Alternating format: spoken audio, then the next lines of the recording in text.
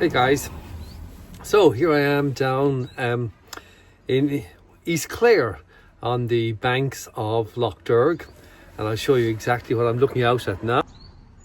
There you can see it. I'm looking out over the lake. Very beautiful. I'm in a nice parking spot. Lots of people around, and it's a nice morning. I drove down this morning. It's about 10 o'clock now, just 10 o'clock. So I just arrived. It's a 2-hour drive down from Ballinrobe. So I left at 8, I was up at 4:30, and it took me an hour and a half to pack up the van and prepare the food and all the usual stuff. So I'm going to go up and do the high point, the Clare high point. And it doesn't look like a long walk, less than 10k and 500 meters. It seems to be pretty straightforward. So I'm going to just have my cup of tea. I'm not going to eat. Have my cup of tea and head up. Hopefully, if I leave now, 10 o'clock, be back by 11, 12, maybe 12:30 and 1 o'clock. Have some lunch and then head off over to the next hike. So yeah, it's a beautiful day. Thanks be to God, the rain has stopped after my high point in Galway yesterday, where I nearly got washed away. I actually, believe it or not, I still have stuff drying out from it. Yeah, it was an incredible day. So today's going to be a lot nicer, and I'm really looking forward to a bit of dry weather. So I'll talk to you on the trail.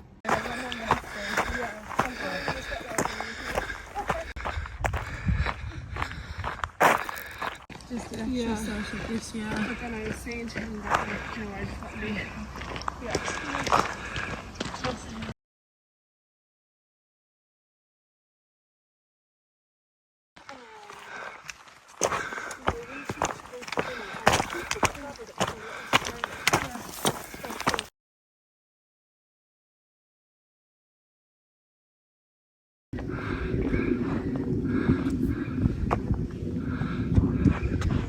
Where's Ennis now?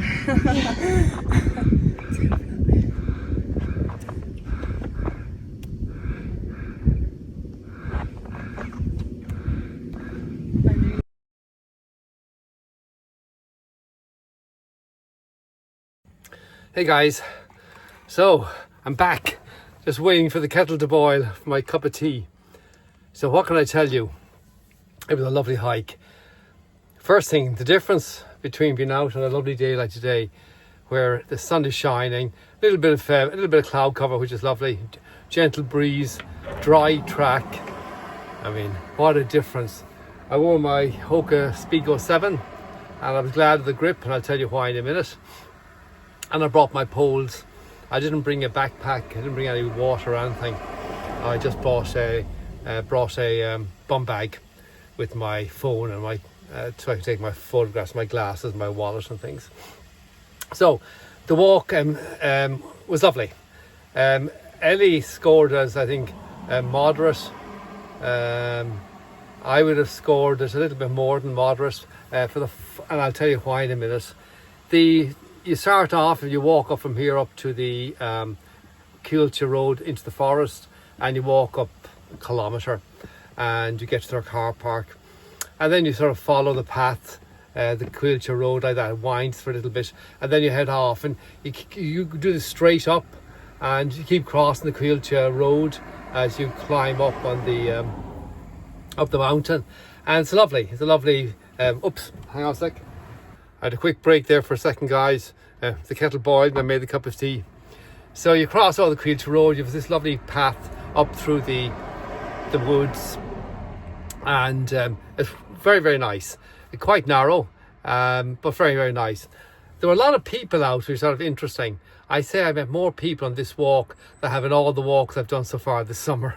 So it's obviously a popular hike, and I'm surprised because I think it's quite tough for a lot of people.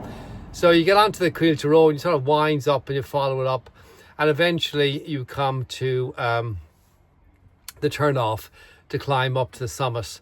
And there's a very, very clear sign there from Moylussa asking you to stay on the bog bridge and not to walk on the open mountain itself once you get up there. But it's a long way up, and the bog bridge is very short.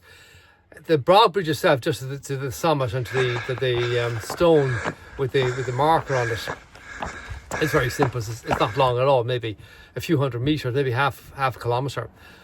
But the climb up to it is tough, like really, really tough. And I was so glad I had my poles. And yeah, it was a hard climb, and that's why I would give it at the very least moderate, maybe a little bit more. Certainly not easy. It's a tough moderate. Let's put it that way. So I went up in an hour and 8 minutes, and I came down in 39 minutes. So I walked up, hiked up, and I ran down. And I followed an extra bit of Creelcha Road as opposed to one of the little descents. But I ran down. It was lovely.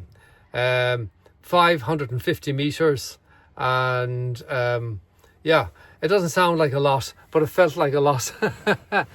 And yeah, so a beautiful walk. I would definitely recommend it, but don't be fooled. The first bit, you think, oh, this is going to be simple, it's going to be lovely, but the last bit was tough. Interesting, there were two young girls, probably 20 or early 20s, and they were right behind me the whole way up.